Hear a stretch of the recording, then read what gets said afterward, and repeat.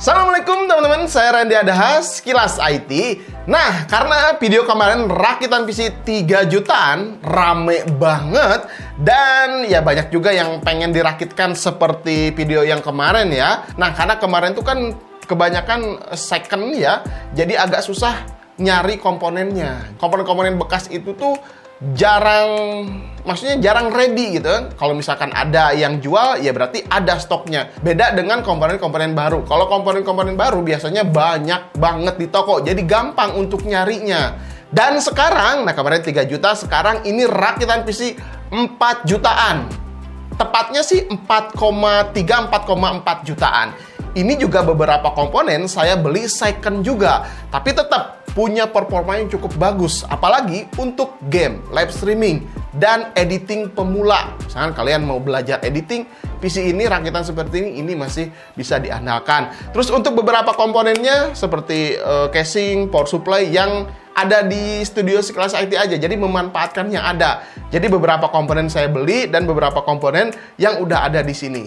Tapi tetap saya pasangkan supaya si PC ini bisa berjalan dengan bagus, dengan normal, worth it lah pokoknya dengan harga yang dikeluarkan gitu. Oke, yang pertama kita langsung saja ke prosesornya. Ini Intelnya nggak terlalu jadul-jadul amat. Intel i3 9100F ya, ini Intel generasi 9 Coffee Lake yang dirilis tahun 2019. Nah kan masih 3 tahunan lebih lah ya. Jadi prosesornya masih cukup kenceng juga. Dan ini 9100F ini tuh prosesor Intel pertama yang mengusung seri F di belakangnya. Karena sebelumnya itu i3 8100 tuh belum ada F-nya. Jadi ini F pertama yang dirilis oleh si Intel. Dia tuh punya 4 core, 4 thread, 3,6 GHz, TDP-nya 65 Watt. Jadi irit banget ya, tapi performanya udah nanti kita akan coba juga.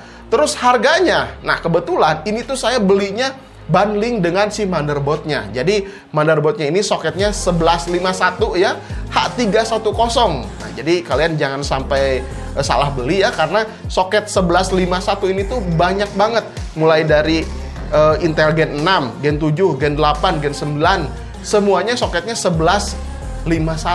Tapi ini kode name-nya si Coffee Lake. Jadi ya kalian harus perhatikan aja kalau misalkan beli Intel Gen 6, berarti soketnya Skylake, 1151-nya Skylake gitu ya. Jadi jangan sampai salah beli.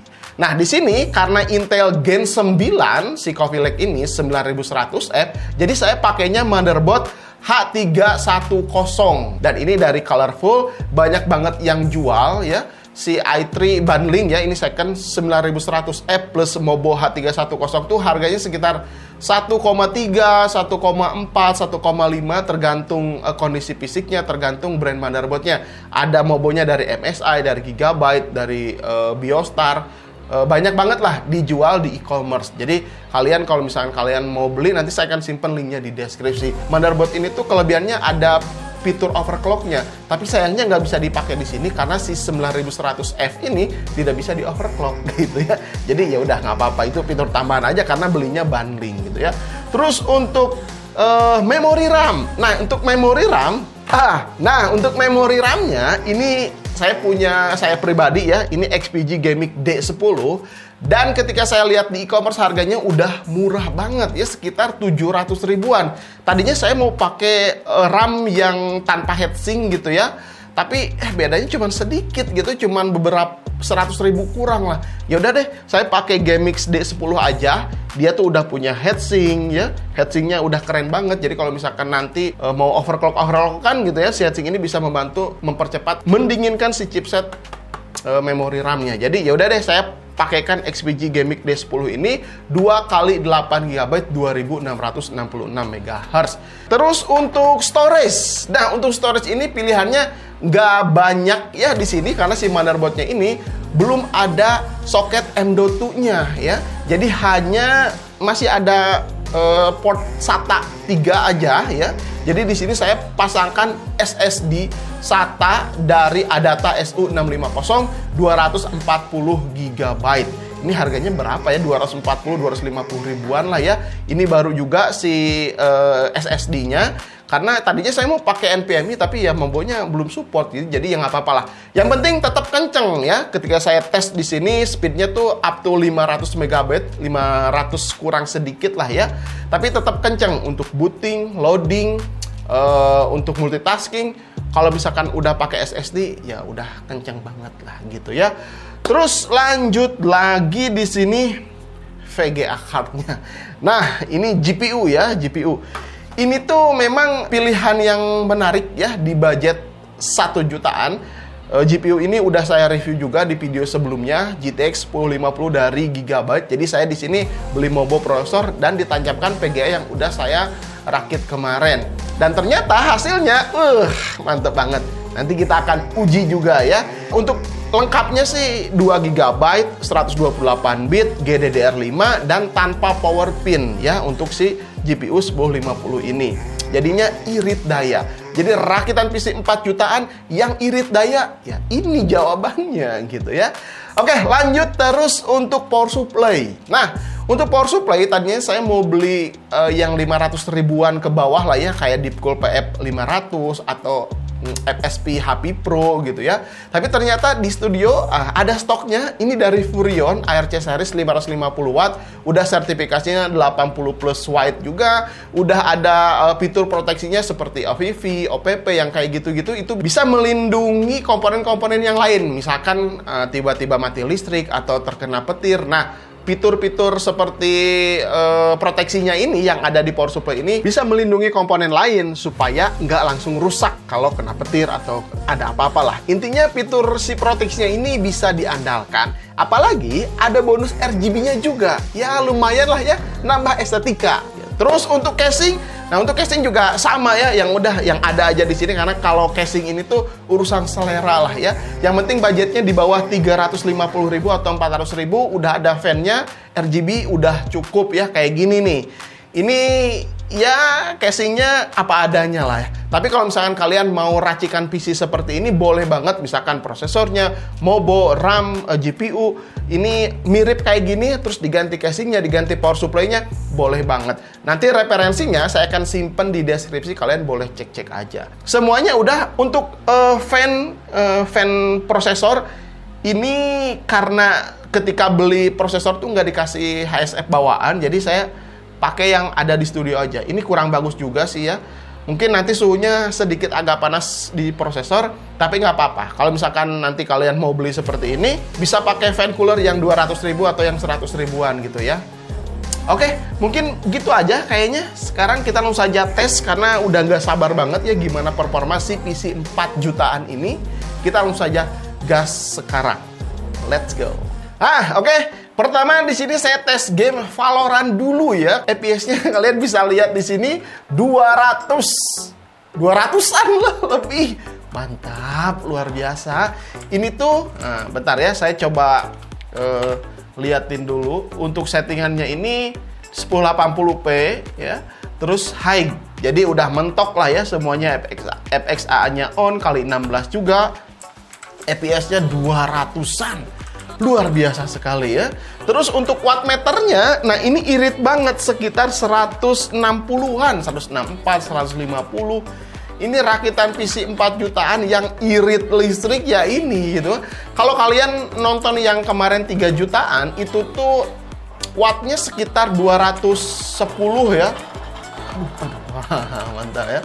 Sekitar 200-an ke atas lah ya, karena menggunakan komponen-komponen lawas dan masih pakai DDR3 untuk memori RAM-nya ya. Kalau ini udah menggunakan memori RAM DDR4 ya, karena mobonya H310.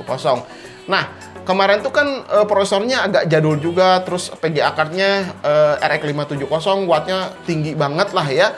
Hampir 220 watt gitu keseluruhan PC-nya aja ya, tanpa monitor. Tapi kalau ini irit banget, 160 watt, 150 watt. Jadi kalian nih ya mau rakit PC di rumah, misalkan watt di rumahnya masih 900 watt, masih subsidi gitu ya.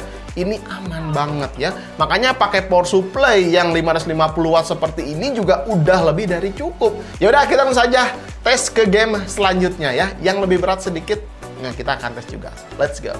Oke, ini game kedua. Ini sedikit lebih berat dari tadi, bahkan bukan sedikit, ini memang lebih berat ya.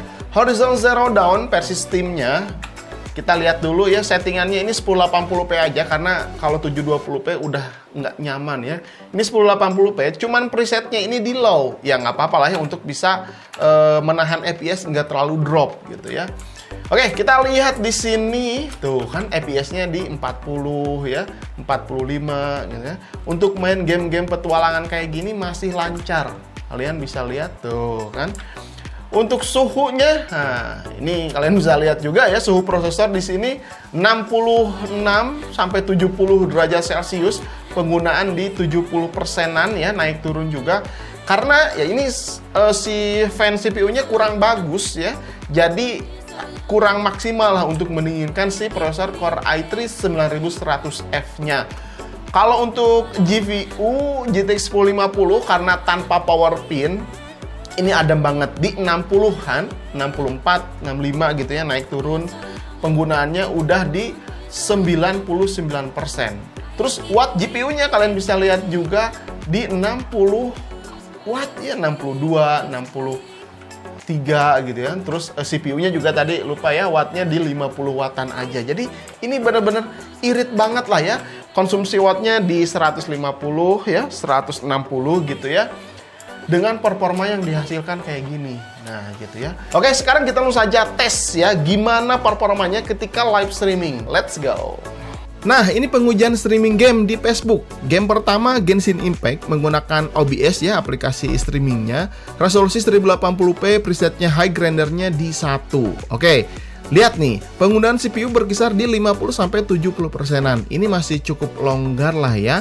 Kalau untuk GPU memang udah hampir mentok di 98%-an dengan suhu 65 derajat Celcius aja. Untuk FPS yang dihasilkan ketika war, nah ini banyak efeknya ya. Kira-kira di 40-55 FPS. Ini naik turun. Yang penting untuk game kayak Genshin Impact, FPS segini udah lancar ya. Terus untuk output displaynya, nah ini juga lancar banget, mulus ya, nggak patah-patah. Jadi para penonton kita tuh bisa menikmati visual dengan baik, dengan lancar lah ketika kita live streaming. Nah, kalian perhatikan aja ya di sini, mulus lah ya. Oh ya, karena saya penasaran juga, saya tes game yang lebih berat dari si Genshin Impact, yakni Horizon Zero Dawn. Cuman resolusinya 1080p di preset low. Ya karena nggak kuat juga ya kalau high. Rata-rata FPS juga di sini masih 30-an. Untuk game petualangan kayak gini sih masih playable dimainkan ya, kecuali kalau game-game tembak-tembakan atau game-game FPS. Kalau FPS 30 segini kan kurang enak gitu mainnya. Nah, kalau game-game kayak Genshin Impact ya, terus Horizon Zero Dawn gini ya masih playable lah ya. Kalian bisa lihat juga nih sendiri di layar ya. Output displaynya masih mulus lah, nggak patah-patah, mantap pokoknya ya. Jadi kita para penonton tuh masih tetap bisa menikmatin gamenya ketika kita live streaming. Walaupun PC gamenya ini ya kere-hore, keren ya. Nah, sekarang kita akan coba editing ya. Setelah tadi kalian melihat live streaming di Facebook kan mulus banget lah menurut saya mah ya. Kalian bisa cek nanti ketika live streamingnya atau Facebook ketika live streamingnya, di deskripsi linknya saya simpen ya. Di sini saya coba pakai Premiere Pro 2015 ya. Ngedit videonya Sekilas IT untuk diupload di YouTube tuh kan. Tuh. Ini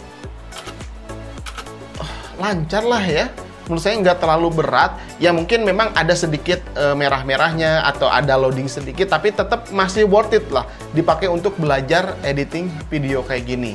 Jadi kalau misalnya kalian mau live streaming atau belajar konten gitu ya, PC-nya kan kalau beli yang puluhan juta mahal banget gitu ya, ternyata masih bisa juga menggunakan PC yang 4 jutaan kayak gini. Ya mungkin nanti ketika render agak sedikit lama. Oke, jadi rakitan PC seperti ini. Nah, untuk kalian yang kere-hore gitu ya, pengen main game, pengen belajar editing, terus pengen live streaming, ya meskipun resolusinya 720p gitu kan, preset low, ini masih bisa. Untuk kalian gamer-gamer pemula gitu kan, ini bisa juga diandalkan. Harganya nggak terlalu mahal, wattnya juga nggak terlalu boros. Terus kekurangannya apa Bang? Dari tadi kelebihannya terus ya. Tentunya ada aja kekurangannya. Yang pertama, ini kan menggunakan komponen second. Komponen second ini tuh garansinya sebentar. Ya, paling garansi 7 hari atau 14 hari lah. Itu juga kalau misalkan tokonya mau ngasih ya. Tapi untung-untung juga kalau misalkan si komponen bekasnya ini masih ada garansi distributornya. Misalkan masih 6 bulan lagi, yaitu untung juga ya. Itu yang pertama kekurangannya dari garansinya ya. Jadi kalau misalkan ada apa-apa habis garansinya udah 14 hari ya angus aja gitu ya. Nggak bisa diretur atau dikembaliin lagi, ditukar baru. Paling ya kita servis sendiri. Itu yang pertama. Terus yang keduanya ya dari performanya. Performanya kita nggak bisa semua game bisa libas. Misalkan kayak game Resident Evil 4 yang remake itu kan lumayan cukup berat. Kayaknya di PC ini bakalan sedikit kewalahan juga. Terus resolusinya juga nggak bisa 1080p high gitu, nggak bisa. Jadi nah itulah kekurangan dan ya kekurangannya sih PC jadul seperti ini gitu ya. Oke, mungkin gitu aja teman-teman. Mudah-mudahan video ini bisa bermanfaat untuk kalian. Jangan lupa like dan share. Kalau misalkan kalian punya saran lagi, Bang, rakit PC dong 7 juta, 8 juta, 10 juta. Komen aja di bawah. Nanti kalau misalkan saya ada komponennya atau saya cari komponennya, kalau banyak yang komennya misalkan komennya 7 juta kok banyak banget. Ya udah saya beli sendiri komponennya gitu ya. Supaya bisa memuaskan kalian nonton. Wah, rakitan 7 juta tuh speknya kayak gini. Terus bisa ditesnya gamenya seperti ini dan performanya seperti apa. Gitu. Oke, gitu aja ya. Jangan lupa komen di bawah. Sampai ketemu di video berikutnya. Saya Randy Adhas, Kilas IT. Assalamualaikum warahmatullahi wabarakatuh. Salam teknologi.